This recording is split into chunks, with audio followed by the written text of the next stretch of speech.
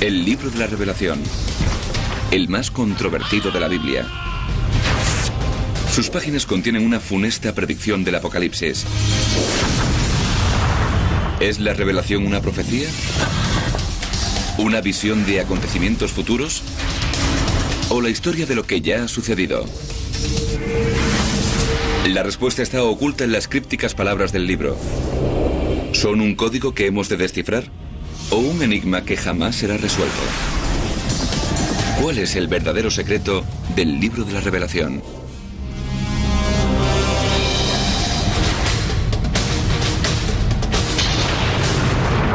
La historia secreta del cristianismo, el Apocalipsis.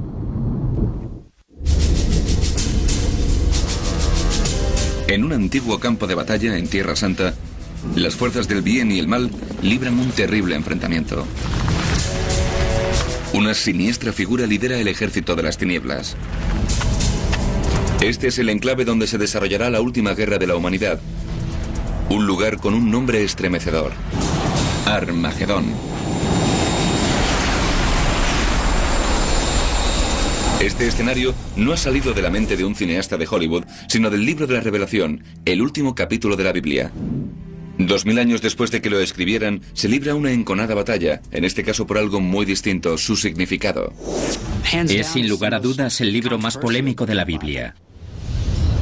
Para ciertos cristianos evangélicos, la Revelación esboza un escenario catastrófico conocido como el final de los tiempos.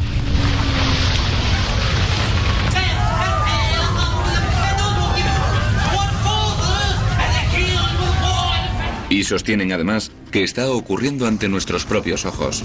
En el mundo son tantos los sucesos relacionados con las profecías de la Biblia que durante 4 años todas las mañanas he podido escribir una columna diaria sobre alguna noticia acontecida y el modo en que se relaciona con la profecía de la Biblia. Teniendo en cuenta los terribles momentos que vivirá este mundo, es lógico que queramos que la gente sepa lo que le depara el futuro y cómo puede prepararse para afrontarlo. Dios nos cuenta la historia antes de que realmente suceda. Los especialistas afirman en su mayoría que la Revelación es fruto de su época. Los textos apocalípticos abordan los temas de su propio tiempo y el Apocalipsis del Nuevo Testamento trata sobre Roma. Todo en él gira en torno al mundo romano, a las dificultades que planteaba y a la esperanza que los cristianos podían tener en medio de la persecución a la que estaban sometidos en ese mundo romano. Se supone que no debe interpretarse literalmente, sino de forma simbólica. En la Revelación abundan los símbolos y también la confusión. Es como un sueño, en el sentido de que ofrece muchas imágenes carentes de lógica y de coherencia en ciertos aspectos. El libro de la Revelación habla de descomunales monstruos que emergen del mar, del dragón rojo, un guerrero mesiánico y del advenimiento de todo tipo de plagas.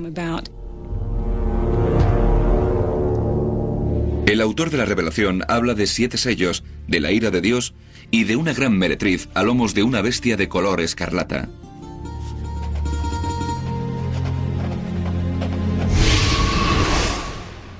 Pero, ¿qué significa realmente la Revelación? Para descifrar un libro que podría predecir el futuro, hay que estudiar el pasado. El último libro de la Biblia se escribió hacia finales del siglo I después de Cristo y circuló por todo Asia Menor en forma de carta dirigida a los primeros cristianos.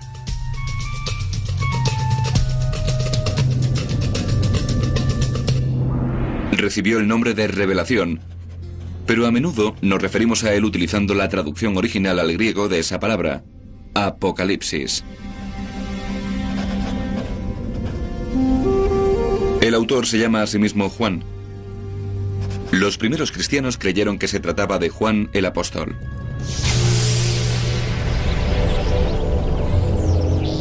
Juan trabajaba como pescador en Judea hasta que conoció a Jesús de Nazaret.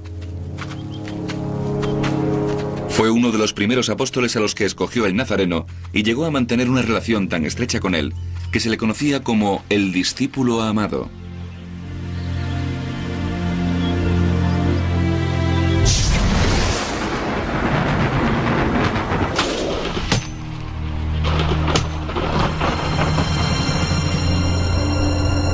Juan fue el único apóstol que permaneció junto a Jesús durante su crucifixión y presenció su muerte.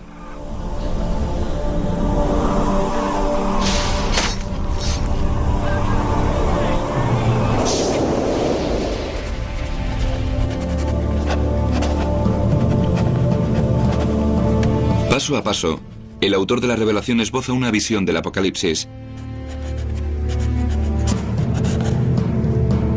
Durante 7 años, las catástrofes asolarán el planeta. Terremotos llegados de las profundidades de la Tierra. Y fuego procedente de los cielos. Entonces, un carismático demente se hará con el poder y obligará a todos los hombres, mujeres y niños a aceptar su marca. 666. Mediante este sistema de numeración controlará a la humanidad y dominará el mundo. Juan le llama a la bestia. Los creyentes se refieren a él como el anticristo. No es muy probable que lo reconozcamos nada más verlo, pero creo firmemente que ya vive entre nosotros. Quienes respaldan la teoría del Apocalipsis creen saber cómo se desarrollará todo. En el apogeo de su poder, el autoritario demente desatará una batalla definitiva entre el bien y el mal. El Armagedón. La mayor parte de la población de la Tierra perecerá. Es el fin del mundo tal y como lo conocemos.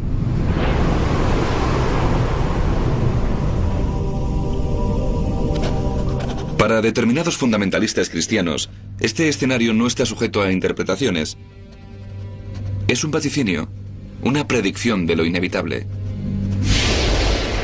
Esta gente basa sus creencias no solo en la Revelación, sino en pasajes extraídos del Antiguo Testamento. Casi el 27% de la totalidad de la Biblia es de naturaleza profética. Personalmente no se me ocurre otro modo de interpretar la Biblia que no sea literalmente. Si Dios quería hacernos llegar sus palabras, lo lógico es que lo hiciera de forma que pudiéramos entenderlas. La mayoría de los teólogos cristianos interpretan las escrituras de forma menos literal. Creo que es justo reconocer que se han unido muchas piezas y se han realizado un sinfín de interpretaciones, a veces muy rotundas, que no tienen demasiado que ver con el texto original. Para la cultura popular, la revelación está asociada a una catástrofe que marcará el final de los tiempos. Consideran que el libro de la Revelación anticipa el futuro. Los eruditos, sin embargo, opinan que es un texto que aborda las circunstancias del momento en que fue escrito, que era una llamada a los cristianos que vivían en Asia Menor a finales del siglo I para que permanecieran fieles a sus creencias. O no, afirman muchos literalistas, y citan otro libro de la Biblia en el que el propio Jesús anuncia el día del juicio final, el Evangelio de San Mateo. Los discípulos se acercaron a él diciendo: ¿cuál será la señal de tu venida y de la consumación del mundo? A lo que Jesús respondió: oiréis hablar de guerras y rumores de guerras, y habrá hambrunas y pestilencia, y terremotos en diversos lugares. Cuando veáis todo eso, sabréis que está próximo, a las puertas. Mateo 24, versículos 3 a 33. Los cristianos que consideran la Revelación una profecía buscan la confirmación de sus creencias en los titulares. Catástrofes meteorológicas. Aterradoras nuevas plagas. Tremendos desastres naturales. Y letales dementes con nuevas armas de destrucción. Esos son los elementos que dan forma a la Revelación. A juzgar por los acontecimientos que están teniendo lugar hoy en día en el mundo, creo seriamente que se está preparando el terreno para que se cumpla la profecía de la Biblia. Otros afirman que ese escenario siempre está dispuesto. Guerra, hambres, plagas y desastres son una constante a lo largo de los tiempos. Los creyentes sostienen que esta vez será la definitiva. Que la cuenta atrás ha comenzado y el reloj sigue avanzando. Se acerca la hora cero, el momento del apocalipsis. Y todo comenzará con un fenómeno propio de la ciencia ficción: el rapto.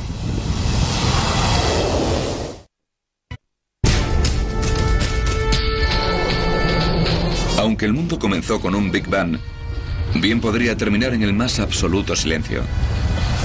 La única señal perceptible será que todos los cristianos de la Tierra desaparecerán absorbidos por un haz de luz en un abrir y cerrar de ojos.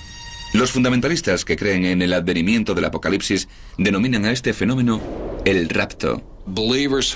En un determinado momento, los creyentes vivos que permanezcan en la tierra serán raptados, conducidos al cielo en un instante.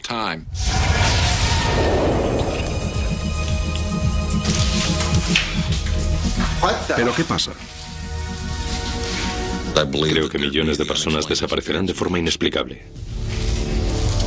¿Enfermera?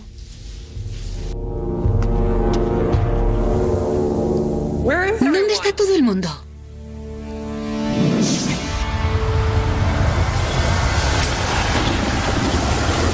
Atrás quedarán miles de millones de creyentes que habrán de enfrentarse al fin del mundo.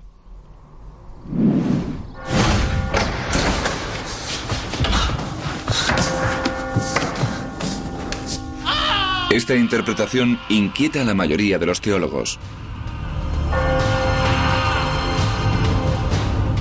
Nosotros siempre nos planteamos la duda de si debemos interpretar el libro de la Revelación metafórica o literalmente. Creo firmemente que el libro de la Revelación debería leerse como un antiguo texto apocalíptico, porque es antiguo, se redactó en ese mundo, pertenece a ese mundo y además aborda temas propios de aquel entorno.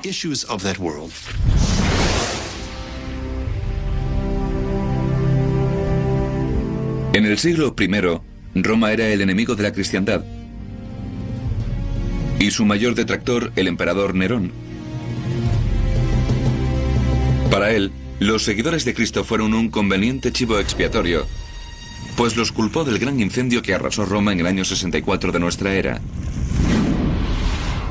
El emperador además divertía a los romanos con crucifixiones públicas de cristianos.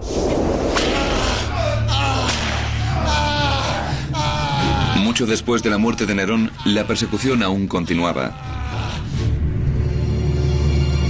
Como eminente cristiano que era, Juan, el autor del libro de la Revelación, también fue víctima de uno de los sucesores de Nerón, el emperador Domiciano. Juan afirma que le condenó al exilio en una minúscula isla de tan solo 20 kilómetros cuadrados, situada frente a las costas de Turquía. Patmos es una isla muy escarpada y prácticamente desierta.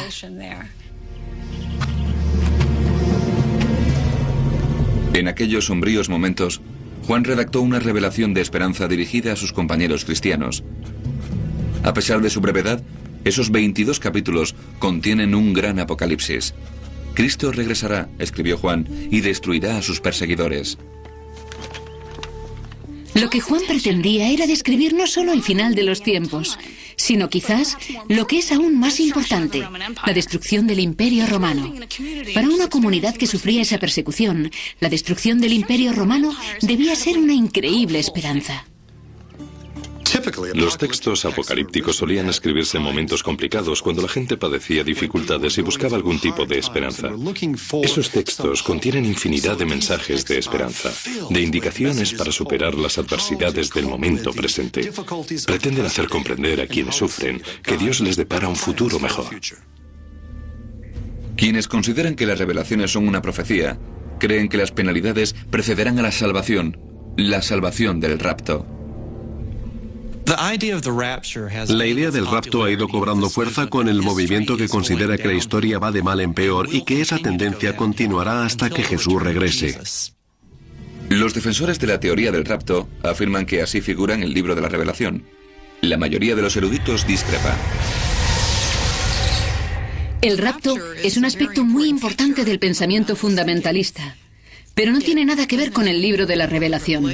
Es una interpretación elaborada a partir de diferentes elementos de distintas partes de la Biblia, de la que se habla como si procediera del libro de la Revelación.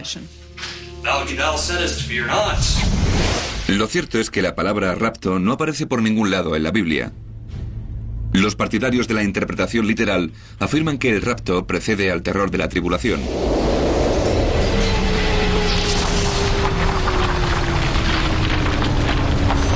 Y hubo un gran terremoto como no se había visto otro desde que existen los hombres sobre la faz de la tierra.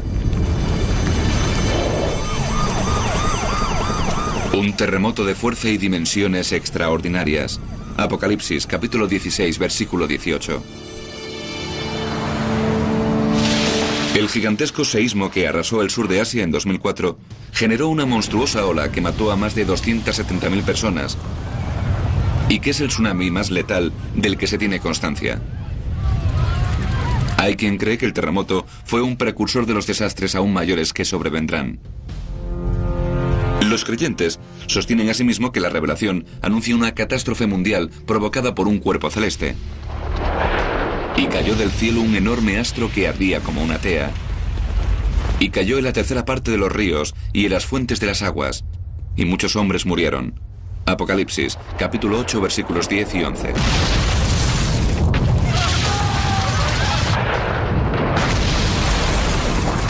Los creyentes buscan pruebas que confirmen su escenario no solo en las escrituras, también en la ciencia.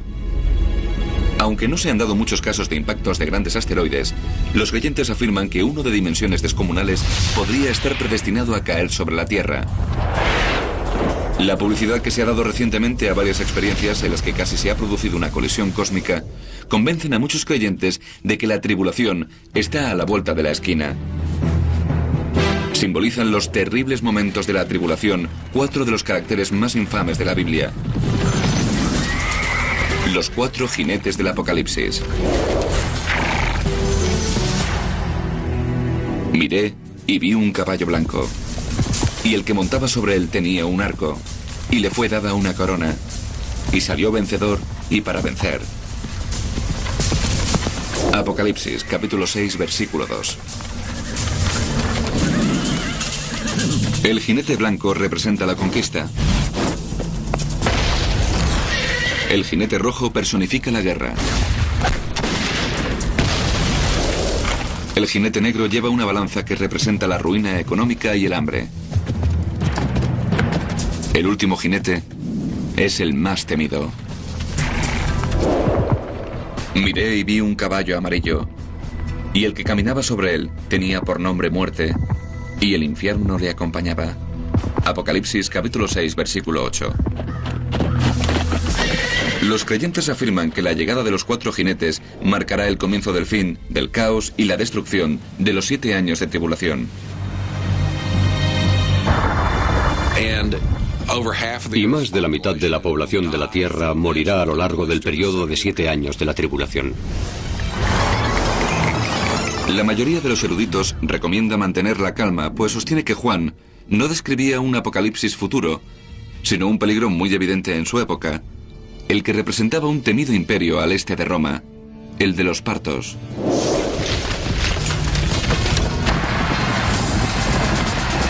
A finales del siglo I, cualquier romano que leyera el libro de la Revelación llegaría a la conclusión de que los 4 jinetes eran una imagen de los partos galopando contra las legiones romanas. Los romanos temían especialmente a estos guerreros que cabalgaban a lomos de blancos caballos, llevando arcos y flechas, y probablemente identificarían a los 4 jinetes con ellos. En este escenario apocalíptico, los 4 jinetes allanan el camino para la aparición de la figura más sombría de todas. La Biblia la llama la bestia. Los partidarios de este apocalipsis se refieren a ella como el anticristo y creen que conducirá a la humanidad a una batalla definitiva, el Armagedón.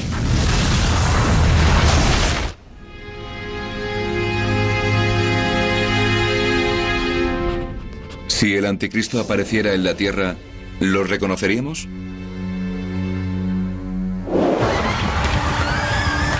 El anticristo vendrá como un demonio disfrazado. O eso dicen los creyentes.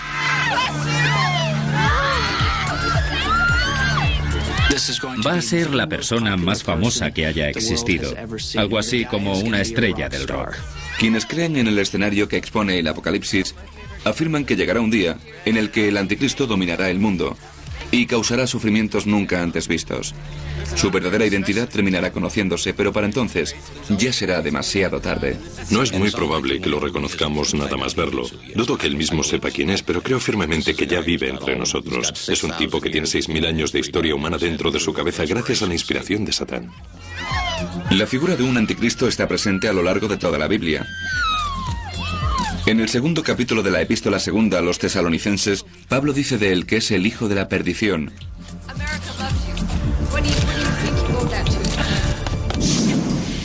Y en el capítulo 24 del Evangelio según San Mateo, se habla de falso Mesías y falsos profetas.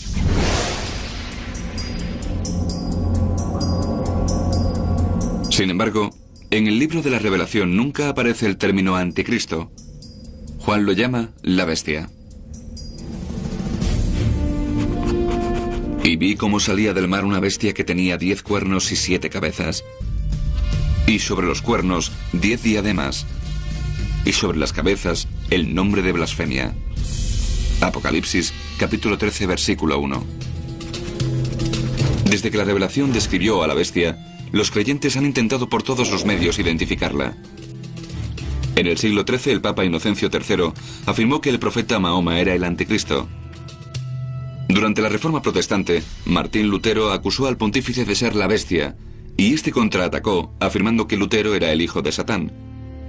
Muchos dictadores, desde Napoleón hasta Hitler, fueron propuestos como posibles candidatos. La idea del anticristo ha arraigado en la imaginación de mucha gente y ha quedado reducida a la imagen de una persona tremendamente malvada que se impondrá sobre la humanidad con un único orden mundial. En el libro de la Revelación, Juan nos ofrece una clave para conocer su verdadera identidad. El que tenga inteligencia que calcule el número de la bestia, porque es número de hombre y su número es 666. Apocalipsis, capítulo 13, versículo 18. 6, 6, 6. Para desvelar su significado, algunos expertos han recurrido a la gematría, una antigua práctica hebrea muy afín a la numerología. El alfabeto hebreo tiene 22 letras, y cada una cuenta con un equivalente numérico. Mediante la gematría, que es el simbolismo numérico, podemos averiguar quién era 666. Cuando los historiadores bíblicos aplicaron la gematría a personajes famosos del siglo I, dieron con una coincidencia exacta para el número 666. 666 era Nerón César, el emperador Nerón. Traduciendo el nombre de César Nerón del griego al hebreo, los dígitos que corresponden a cada letra suman 666.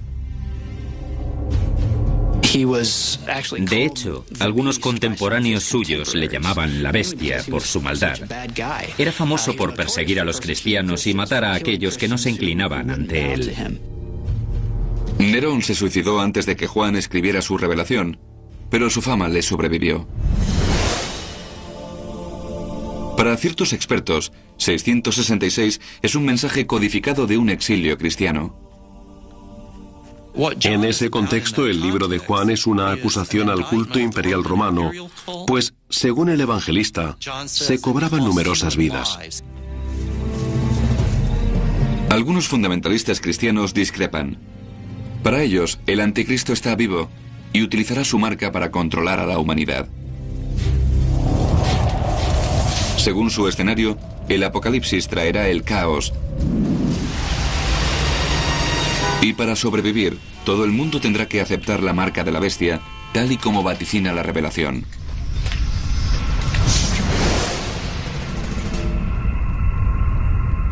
E hizo que a todos, pequeños y grandes, ricos y pobres, libres y siervos, se les imprimiese una marca en la mano derecha o en la frente, y que nadie pudiese comprar o vender, sino el que tuviera la marca, el nombre de la bestia o el número de su nombre.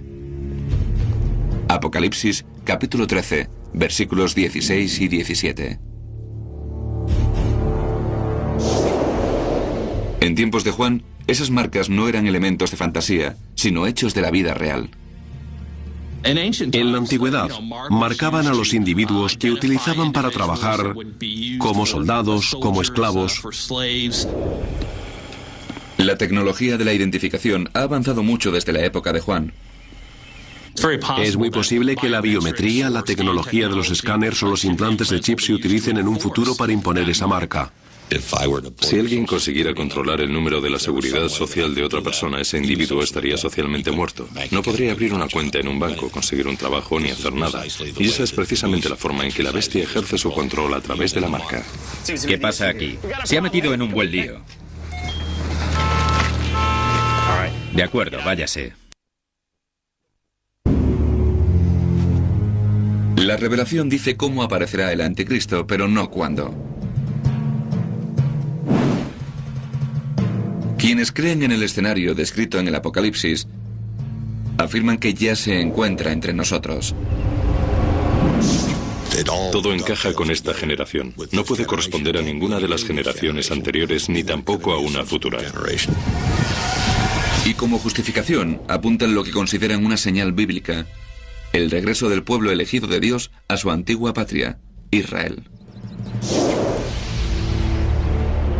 Ezequiel dijo que en los últimos días Dios reuniría nuevamente al pueblo de Israel y lo conduciría hasta el mismo territorio del que fuera expulsado 2520 años antes.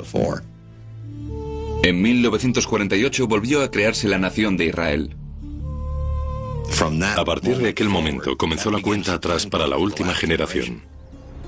Dicen los creyentes que el anticristo se hará con el poder en Israel y que ocupará un templo que ya no existe, pero que pronto será restaurado: el gran templo judío de Jerusalén. Lo construyó el rey Salomón en torno al 950 a.C. y durante 4 siglos fue el principal centro de culto del pueblo de Israel. En el año 586 a.C., los babilonios lo destruyeron. Pero los judíos lo levantaron una vez más. En el año 66 de nuestra era, el templo se convirtió en el centro de una revuelta judía contra el Imperio Romano. Todo comenzó cuando un sacerdote judío se negó a realizar el sacrificio diario en nombre del emperador Nerón.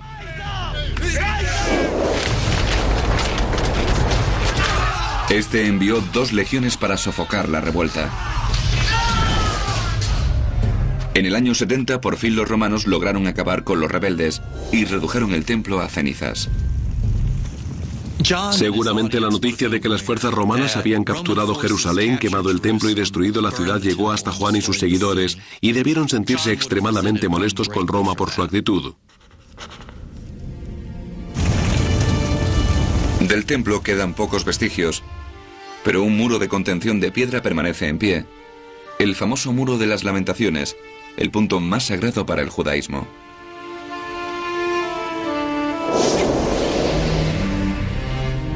En la Revelación, Juan habla de una ciudad santa, una nueva Jerusalén construida en el lugar donde antes se levantaba el templo destruido.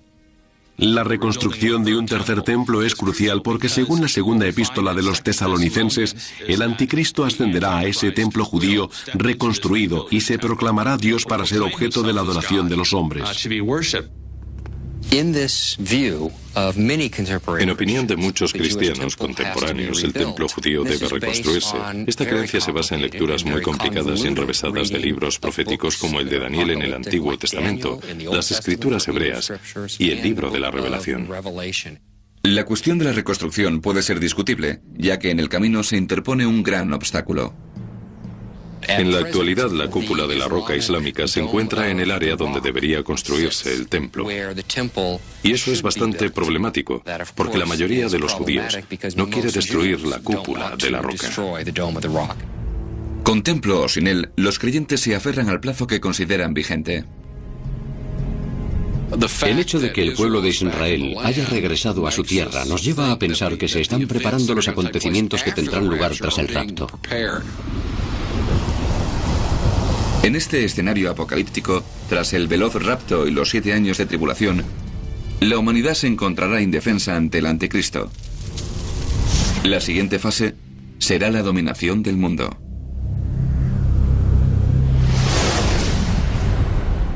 Y le fue concedida autoridad sobre toda tribu, pueblo, lengua y nación. Y todos los moradores de la tierra la adoraron. Apocalipsis capítulo 13, versículos 7 y 8.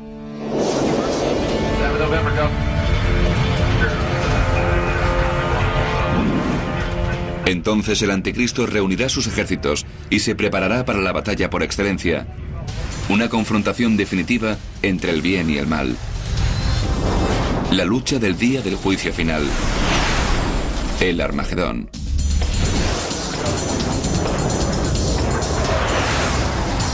Según el escenario del día del juicio final del libro de la Revelación, el anticristo reunirá el mayor ejército jamás visto para librar la batalla decisiva. Algunos fundamentalistas incluso han trazado la campaña sobre un mapa. El anticristo reunirá ejércitos del mundo en una suerte de campamento, desde el que recorrerán otros 160 kilómetros hacia el sur para atacar Jerusalén. Los antiguos hebreos conocían la zona por el nombre Megido.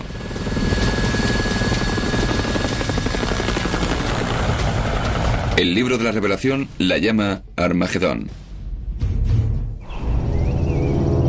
Los egipcios escogieron Megido por su situación estratégica para luchar contra los canaanitas en el año 1479 a.C., en la primera batalla de la historia de que se tiene constancia.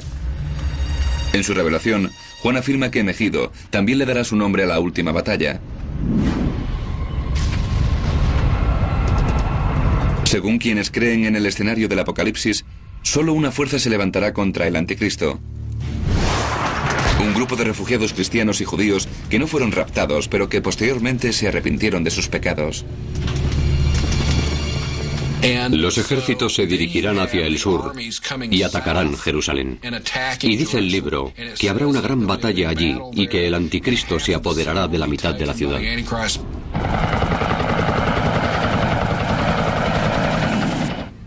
Para describir la batalla, el autor de la Revelación emplea un lenguaje en clave. Vi en la visión los caballos, y las cabezas de los caballos eran como cabezas de leones, y de su boca salía fuego, humo y azufre. Apocalipsis, capítulo 9, versículo 17. Imaginen que vivieran en el siglo I, en una época en la que todas las máquinas iban asociadas a un animal, los carros a los caballos, etc., y que de repente se vieran transportados a la Primera Guerra del Golfo y tuvieran que describirla utilizando el vocabulario de una persona del siglo I. Por eso el libro de la Revelación parece tan simbólico. Del humo salieron langostas sobre la tierra. Las langostas eran semejantes a caballos preparados para la guerra y tenían cabellos como cabellos de mujer, y el ruido de sus alas era como el ruido de muchos caballos que corren a la batalla. Apocalipsis capítulo 9 versículos 3 a 9. Y si observan la imagen de un helicóptero Apache surgiendo desde detrás de una berma, comprobarán que se ajusta perfectamente a esa descripción. Algunos creyentes consideran incluso que las crípticas palabras del libro de la Revelación hablan sobre un apocalipsis nuclear. Y subió del pozo humo, como el humo de un gran horno. Apocalipsis, capítulo 9, versículo 2.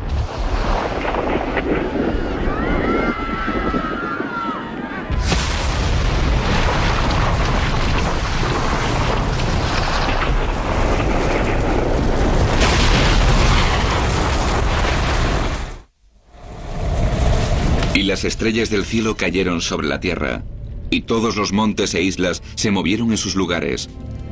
Apocalipsis capítulo 6 versículos 13 y 14. Y el sol se volvió negro como un saco de pelo de cabra, y la luna se tornó toda como sangre. Apocalipsis capítulo 6 versículo 12. Los creyentes incluso han trazado mapas y planes de batalla basándose en el Armagedón de la Revelación.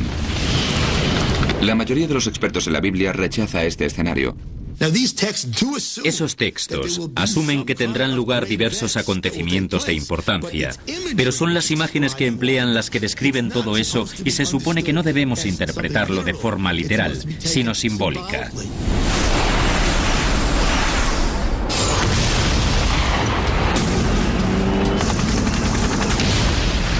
En esta sombría imagen del Apocalipsis, los creyentes ven un rayo de luz.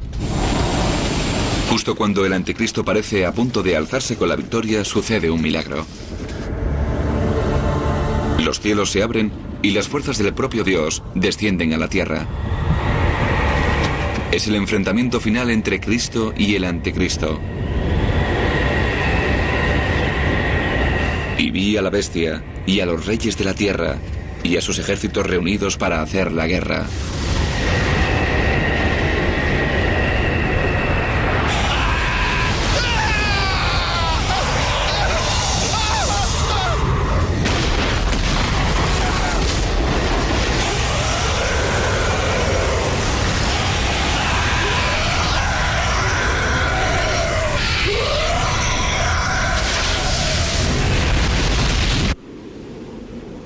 Y fue aprisionada la bestia. Apocalipsis capítulo 19, versículos 19 a 20. Tras una era de tribulación, una eternidad de paz. Y vi un cielo nuevo y una tierra nueva, porque el primer cielo y la primera tierra habían desaparecido, y el mar no existía ya.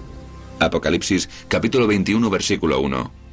El nuevo cielo y la nueva tierra nos conducen a la eternidad, y habrá una era gloriosa en la que nunca volverá a estar presente el pecado o la maldad. Será el dominio de Dios para la eternidad. La mayoría de los eruditos admira el sentimiento, pero rechaza el escenario. La gente desea con tanta fuerza que el mal sea vencido, que cree que va a producirse una suerte de Deus ex machina, que Dios entrará en la historia. De ahí sacaron la idea de un apocalipsis que es una suerte de gran guerra que se librará al final de los días para hacer posible la perfección a la que la religión aspira desde siempre. Para muchos especialistas, el contenido del libro de la Revelación se ha malinterpretado desde el principio. La revelación ha disfrutado de una gran acogida, especialmente entre aquellos que siempre han pensado que el final del mundo estaba cerca. Y sus imágenes tan simbólicas se han modificado hasta adaptarse a las circunstancias en las que nos encontramos. Siempre que tienen lugar acontecimientos de relevancia mundial, se tiende a creer que ha llegado la hora. Hasta que llegue ese reino, la revelación seguirá debatiéndose, y quizás por la forma en que se escribió, sea tan misterioso su significado. Incluso su autoría es un enigma.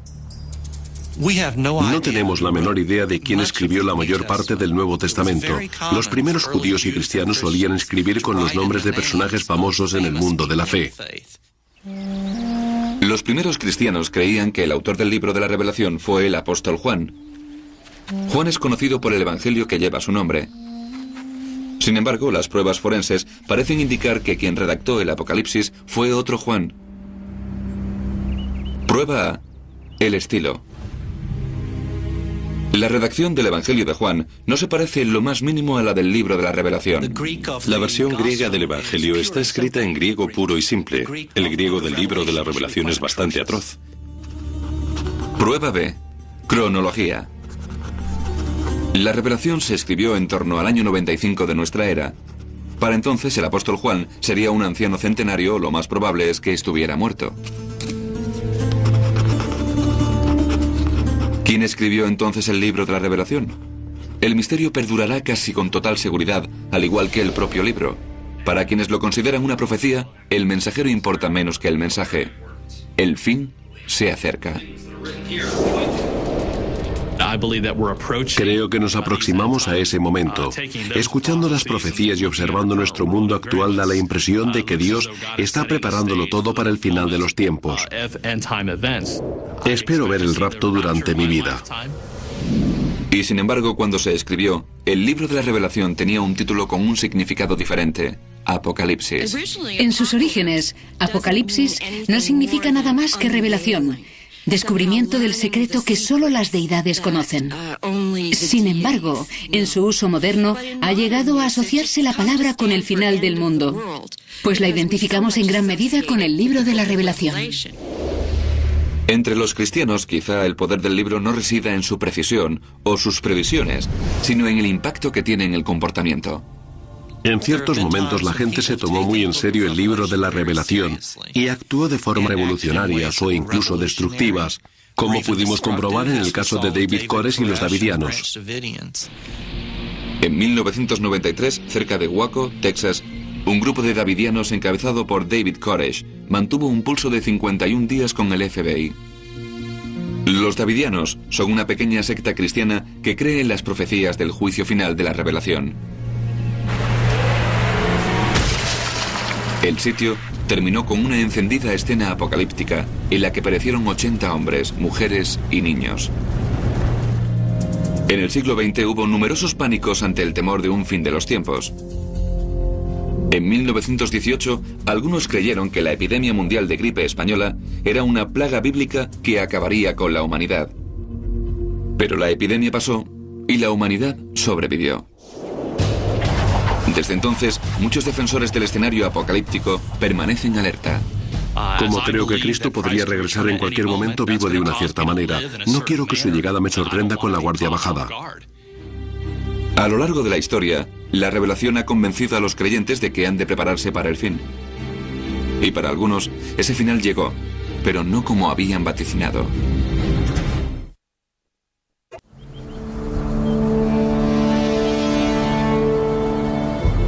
El fin está cerca. Eso dicen quienes interpretan literalmente el libro de la Revelación. Creo que esta es la última generación de seres humanos antes del regreso de Cristo. Se nos ha acabado el tiempo y el espacio. Se nos han acabado las ideas. Se nos ha acabado casi todo y debemos estar cerca del fin. La mayoría de los especialistas afirman que todo esto se ha repetido una y otra vez en casi todas las eras. Siempre ha habido alguien que creía que el mundo se acababa basándose en su propia interpretación del libro de la Revelación. Hemos entrado en una nueva era después de los atentados del 11 de septiembre y la guerra contra el terror. Y una vez más la gente se vuelve hacia el libro de la Revelación para encontrar la clase de cosas que justificarían la creencia de que el fin está cerca. Una de las curiosidades que descubrimos sobre las creencias apocalípticas es que todas las generaciones piensan que son especiales. Todas ellas creen que verán el final del mundo, porque el suyo es el periodo de tiempo más corrupto. Si lo observamos desde una perspectiva histórica, veremos que el modelo se repite una y otra vez. Año 365 de nuestra era, Poitiers, Francia. Un obispo llamado Hilario adquiere la convicción de que el final está cerca. Empezó a advertir a los fieles de que debían prepararse para el final, y pese a que no sucedió nada, aquello no perjudicó demasiado a su imagen, pues en el siglo XIX Hilario de Poitiers fue santificado. En el siglo XV, en la ciudad de Tabor, situada en lo que ahora es la República Checa, el grupo de los llamados taboritas comenzó todo un movimiento basado en la creencia de que el final estaba cerca. Organizaron una especie de guerrilla y difundieron sus ideas a punta de espada. Iban por ahí quemando iglesias y matando a todos los pecadores, pero un criterio básico para ser considerado pecador era simplemente no pertenecer a su movimiento. En 1434 los taboritas fueron aplastados y sus líderes asesinados. En el siglo XIX surgió otro movimiento apocalíptico en los Estados Unidos. Lo lideraba un capitán del ejército convertido en predicador baptista llamado William Miller. Basándose en sus estudios privados del libro de Daniel, llegó a la conclusión de que el rapto tendría lugar en algún momento entre 1843 o 1844. Algún tiempo después, Miller señaló el día exacto en que sucedería, entre el 21 de marzo de 1843 y el 21 de marzo de 1844. Ese año llegó y pasó, pero seguía sin producirse el rapto. Miller volvió a comprobar sus números y estableció una nueva fecha, el 22 de octubre de 1844. Para entonces había reunido a su alrededor a unos 50.000 discípulos. La víspera del gran día, algunos de ellos renunciaron a todas sus posesiones mundanas. Hubo quien incluso compró vestiduras de ascensión especiales para la ocasión. Y cuando llegó el día señalado, todos sus seguidores se reunieron en las colinas y allí estuvieron rezando, cantando himnos y salmodiando con las manos elevadas hacia el cielo. El día siguiente es conocido por los seguidores de Miller como la Gran Decepción. Aquello no debió preocupar demasiado al pastor, pues siguió anunciando la segunda llegada casi cada año hasta que murió. Amasó una fortuna considerable con las vestiduras de ascensión. Aquello fue una buena inversión. El problema de vaticinar el final de los tiempos es que por ahora todos los que lo han anunciado, desde Juan de Patmos hasta los que creían que sucedería en el año 2000, se han equivocado. Los expertos sostienen que la revelación es un texto tan abierto a las interpretaciones que puede significar casi cualquier cosa. Creo que el libro de la Revelación es casi como una mancha de Rorschach. La gente ve en él lo que está predispuesta a encontrar.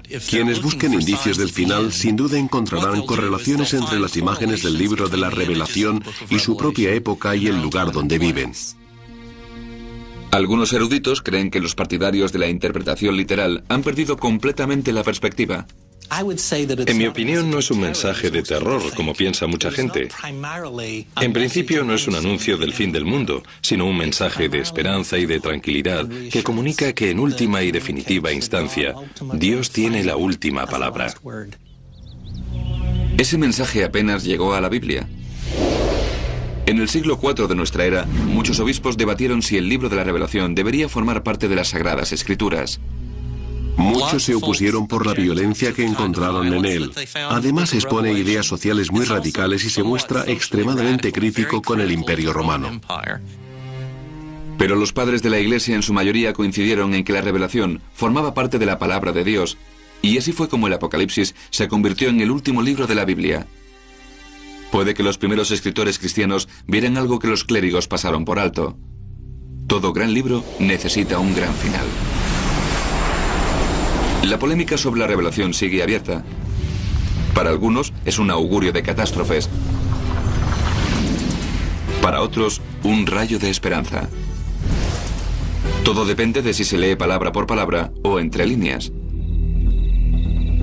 Sin embargo, hay algo en lo que todos están de acuerdo. Seguirá habiendo un intenso debate al respecto hasta el fin de los días.